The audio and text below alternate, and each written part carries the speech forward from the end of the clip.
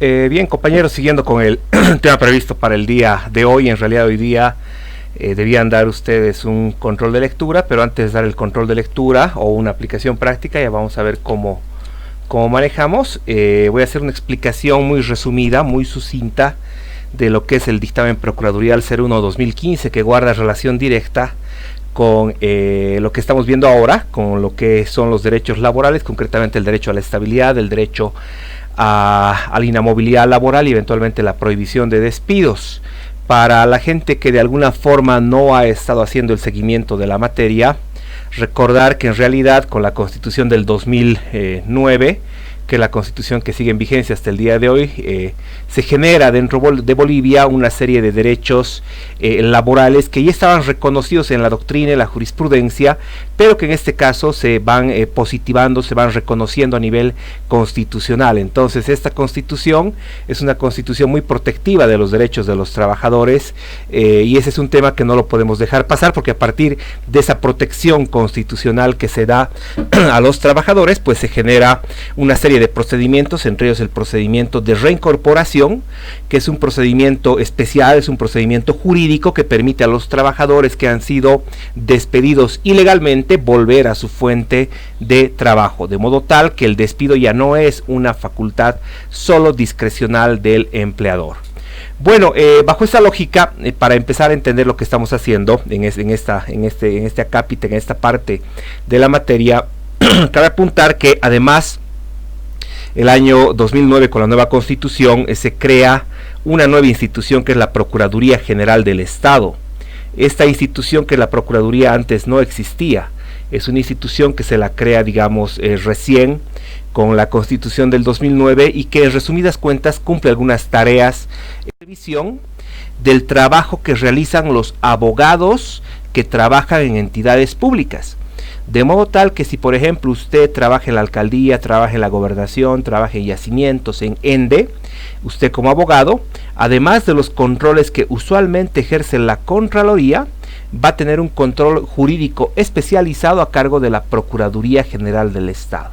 Entonces la Procuraduría ha, digamos, se ha convertido en una instancia que controla el trabajo que realizan los abogados dentro de las entidades públicas, y lo hace mediante algunos mecanismos ya implementados. Por ejemplo, uno de ellos es el RAE. El RAE es el Registro de Abogados del Estado. Otro es el ROPE, por ejemplo, que también maneja la Procuraduría, y otro que, digamos, está en desarrollo pleno en esta dinámica jurídica de estos últimos años, es mediante la auditoría jurídica. La auditoría jurídica es una serie de, digamos, mecanismos y procedimientos destinados a auditar, a controlar, a fiscalizar el trabajo jurídico que realizan los abogados dentro del Estado. Entonces, esta instancia nueva que como ya les dije, controlar y preservar que los intereses del Estado no sean vulnerados, de modo tal que la ley 064, que es la ley que regula el trabajo de la Procuraduría, es una ley que en realidad establece los lineamientos generales, y entre esos lineamientos se establece que la Procuraduría tiene la facultad de dictar dictámenes generales, que es un instrumento novedoso, antes no había. Lo curioso de esta figura de los dictámenes generales es que los dictámenes generales son en realidad opiniones o criterios o directrices que emite la Procuraduría, pero que son vinculantes y obligatorias para los abogados que trabajan dentro del Estado. De modo tal que si por ejemplo el procurador o la Procuraduría ha establecido algunos lineamientos sobre el trabajo que se deben cumplir en ciertas áreas, esos lineamientos son vinculantes y obligatorios, y solo en caso excepcional, como dice la misma ley, los abogados pueden alejarse o pueden distanciarse de esos dictámenes, pero haciendo una interpretación y un informe jurídico que sustente la observación o el alejamiento o el apartamiento del dictamen establecido. De modo tal que estos dictámenes que dicta la Procuraduría son otros insumos jurídicos que regulan la actividad particularmente de los abogados que trabajan en entidades públicas. Así podemos encontrar, por ejemplo, el dictamen procuradural 01/2016, que es un dictamen referido exclusivamente a las contrataciones directas que se hacen dentro del Estado.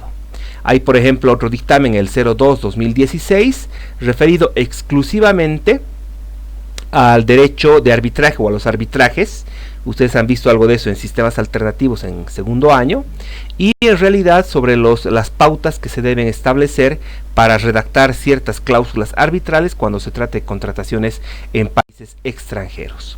Entonces, esta Procuraduría, como bien ven ustedes, tiene el rol de generar lineamientos, de generar directrices y de controlar el trabajo que realizan los abogados que están trabajando en las unidades jurídicas, dentro del Estado, y que en resumidas cuentas también ahora prestan informes a la Procuraduría. Entonces, estos abogados del Estado o abogados que trabajan en las entidades públicas tienen que actuar con mucho cuidado, porque eventualmente de su actuación pueden derivarse responsabilidades, como va a ver más adelante. Bueno, vayamos al dictamen Procuraduría 01/2015. Este es un dictamen, como ya ustedes se han dado cuenta, han podido revisar, han podido leer y además lo han estudiado. Es un dictamen que guarda directa y estrecha relación con el manejo de los derechos laborales de los trabajadores, particularmente con lo referido al tema de los despidos y las desvinculaciones, ¿no? Usualmente manejamos el término despido y desvinculación como sinónimos, y está bien, no hay ningún problema en eso. Cuando decimos se desvinculó a un trabajador, estamos diciendo que se despidió, ¿ya? Entonces, este dictamen lo que establece, o lo que pretende establecer, es algunas pautas o lineamientos mínimos para definir los parámetros que eventualmente deben seguir los abogados que trabajan en entidades públicas para despedir a un trabajador. Ello a mérito de que, digamos, en las múltiples unidades legales dentro de la administración pública, hay abogados que tienen diferentes criterios. Hay abogados que no siempre conocen derecho laboral, y hay abogados que en muchos casos no son, digamos, formados adecuadamente en el campo que les toca manejar. Entonces, ese manejo, digamos, inadecuado, poco diligente de las acciones y los procesos dentro de las entidades públicas está y sigue aún todavía generando cuantioso daño económico al Estado.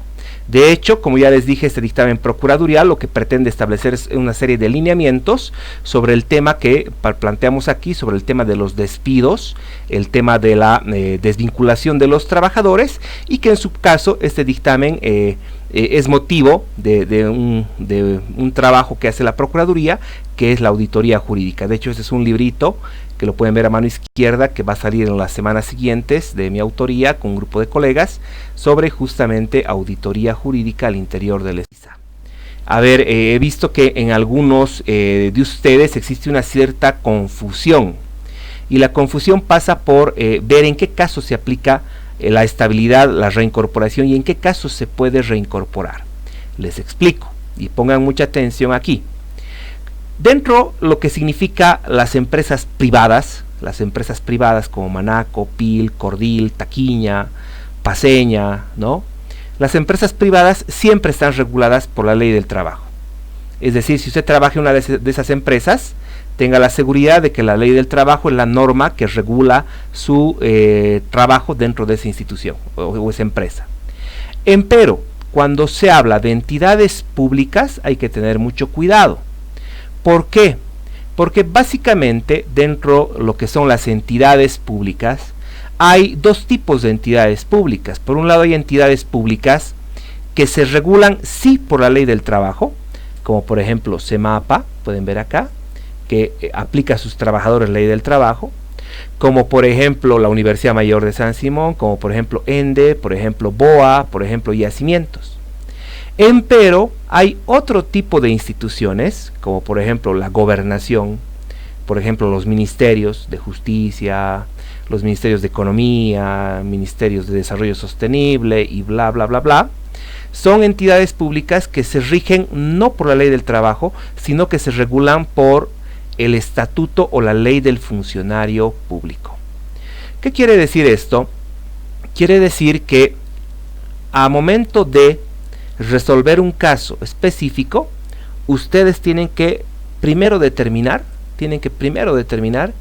si esa institución se regula por la ley del trabajo o la ley del funcionario público. ¿Por qué? Porque todas estas reglas de los despidos esencialmente solo se aplican a entidades públicas que estén reguladas por la Ley General del Trabajo. más no, es decir, no se aplica a entidades públicas que estén sujetas a la ley del funcionario público, salvo algunas excepciones muy pero muy puntuales que vamos a ir viendo un poco más adelante conmigo en este primer parcial. Entonces, hecha esa aclaración que es importantísima manejarla, hay que recordar que el artículo 49 y el artículo 48 de la Constitución, como ya hemos visto anteriormente conmigo, establece una serie de protección, esta vez a nivel constitucional, de los derechos de los trabajadores. Y eventualmente el artículo 49.3 dice que se prohíbe el despido justificado, injustificado. ¿Qué significa despido injustificado? Un despido es injustificado cuando el trabajador básicamente incurre en una causal de despido, que están enumeradas en el artículo 16 de la Ley General del Trabajo, en el artículo 9 de su reglamento de la Ley del Trabajo, o eventualmente en los estatutos o reglamentos de la empresa, pero la condición es que debe haber siempre una causal de despido, primera condición. Y la segunda condición es que esa causal de despido tiene que ser probada, sustanciada, demostrada, porque hay presunción de inocencia en Bolivia, en un proceso dentro de la institución o dentro de la empresa para recién después que culmina todo ese proceso, desvincular al trabajador. Entonces, un despido es injustificado cuando no se cumplen esas dos reglas, causal y previo proceso. ¿Por qué? Porque además se protege, como dice el artículo 49, la estabilidad laboral. Entonces, la Constitución establece de que se prohíbe el despido injustificado y que además se reconoce el derecho de una persona a la estabilidad laboral, de modo tal que es una función esencial del Estado proteger los derechos, en este caso el derecho a la estabilidad, el derecho al trabajo, los derechos de las personas. Es decir, el Estado tiene el deber de proteger, porque mediante la protección del derecho al trabajo se protege no solo a la persona, se protege no solo al trabajador, sino se protege a su familia y también se protege a la vigencia y fuerza de la misma Constitución política del Estado. En el caso de servidores públicos hay que tener mucha precisión. ¿Por qué? Porque, como ya les dije hace un momento, hay que saber distinguir entre qué tipo de institución o qué tipo de institución se trata. Hay entidades públicas que sí se rigen por la ley del trabajo y hay entidades públicas que no, que se rigen por la ley del funcionario público. Entonces, cuando hablamos de la estabilidad laboral, estamos hablando solo de aquellas entidades que aplican la Ley General del Trabajo y que eventualmente reconocen derechos laborales a sus trabajadores. En cambio, si hablamos de una entidad pública que se rige por la ley del funcionario público, no estamos hablando de trabajadores, sino de servidores públicos. Estamos hablando de servidores que prestan una tarea de modo concreto y que eventualmente no tienen derechos laborales. Un servidor público no tiene derechos laborales. Derechos laborales solo tiene eventualmente un trabajador sujeto y amparado en la Ley General del Trabajo. ¿Qué pasa en el caso de servidores públicos? La ley del funcionario público, si ustedes la revisan, establece toda una clasificación muy puntual entre funcionarios electos, que son aquellos funcionarios que son elegidos por voto, por ejemplo el presidente, el alcalde, el gobernador, los diputados, los senadores, que son aquellos funcionarios que simplemente responden a una confianza pública de votación. Por ende, acaba su mandato el día que culmina el periodo por el cual fueron electos, no tienen estabilidad.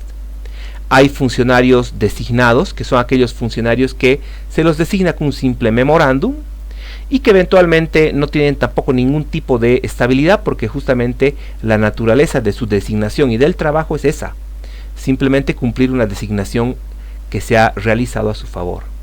Hay funcionarios de libre nombramiento, que son de libre remoción también, y que en este caso, según la ley del funcionario público, son aquellos funcionarios que usualmente realizan tareas dentro de lo que se dice, entre comillas, el staff o el grupo de confianza de la máxima autoridad. Por ejemplo, los abogados, los auditores, que realizan una tarea de confianza y asesoramiento muy especializado. Y claro, finalmente tenemos los funcionarios de carrera, que también están reconocidos en la ley del funcionario público. Estos funcionarios de carrera, que en Bolivia hace tiempo que se ha olvidado esta figura y esta dinámica, son aquellos funcionarios que eventualmente cumplen una carrera dentro de la administración pública. ¿Cómo se logra eso? Se logra básicamente presentándose un examen, presentándose una convocatoria, rindiendo una serie de calificaciones, y después de cumplir todos esos requisitos, se culmina con los resultados y se le entrega una credencial que acredita que es un funcionario de carrera. Entonces, los funcionarios de carrera son los únicos funcionarios que eventualmente tienen cierta estabilidad dentro de la función pública, porque son funcionarios que, según dice la norma, han cumplido ciertos méritos para acceder al cargo el cual están. Y bueno, y la ley establece finalmente otro tipo de funcionarios, que es la quinta categoría, que son los interinos, ¿no? Que son aquellos funcionarios que simplemente vienen a reemplazar a otro funcionario y están cumpliendo tareas excepcionales, coyunturales, pasajeras, y que su mandato no puede durar más de 90 días. ¿Qué es lo que pasa en el caso de los funcionarios públicos? A ver, en el caso de los trabajadores hemos explicado, los trabajadores que están bajo la ley del trabajo tienen derecho a la estabilidad y tienen derecho a la inamovilidad laboral, y lo cual obviamente les faculta plantear su reincorporación si es que hay un despido injustificado. Pero en el caso de los funcionarios públicos hay que hacer alguna precisión. Los funcionarios públicos, por regla general, son funcionarios de libre nombramiento. Son funcionarios que se los puede remover en cualquier momento de su cargo. Empero hay excepciones. Hace referencia a una protección reforzada y especial por parte del Estado por estar ubicado en un grupo vulnerable. Es decir, todos los trabajadores tienen estabilidad, pero solo algunos tienen inamovilidad porque están dentro de un grupo de alta protección. ¿Cuáles son esos grupos? Los discapacitados, las mujeres embarazadas y su pareja, los que están con una enfermedad. Entonces, este es un tema que no lo pueden dejar, pasar, porque eventualmente te permite comprender la existencia de ciertos grupos que están especialmente protegidos bajo la figura de la inamovilidad del trabajo que realizan, aun estos estén dentro de una entidad pública que no se regule por la Ley General del Trabajo. Ahora bien, ¿qué es lo que sucede? Que esas reglas básicas, hay otros parámetros más que ustedes van a revisar y han revisado seguramente en el dictamen 01/2015, obliga a que los abogados y eventualmente las entidades públicas que aplican la ley del trabajo, y en algunos casos aquellas que no aplican pero que deben hacer despidos, tengan que tener mucho cuidado para eventualmente tomar una decisión, ya que si se realiza un despido, por ejemplo de un discapacitado, por ejemplo de una mujer embarazada, por ejemplo de un dirigente, o por ejemplo de un simple trabajador pero sin causal y sin proceso, automáticamente ese despido va a ser calificado de ilegal. Y al ser calificado de ilegal, va a generarse una serie de daños económicos en contra de la institución, es decir, en contra, en última instancia, del Estado. En este caso, la Procuraduría lo que dice en el dictamen es que las unidades jurídicas, es decir, los abogados que trabajan en las entidades públicas, tienen el deber de asesorar adecuadamente a sus, entre comillas, jefes.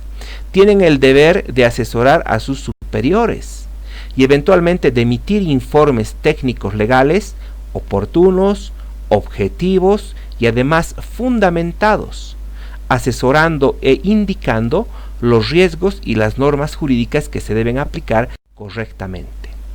Entonces, si usted es, por ejemplo, abogado de una entidad pública y su jefe, su MAE, su superior va a hacer un despido, usted tiene que emitir un informe técnico legal, ya que eventualmente recomiende, observe o destaque si ese despido es legal o es ilegal, si ese despido es correcto o es incorrecto. ¿Por qué?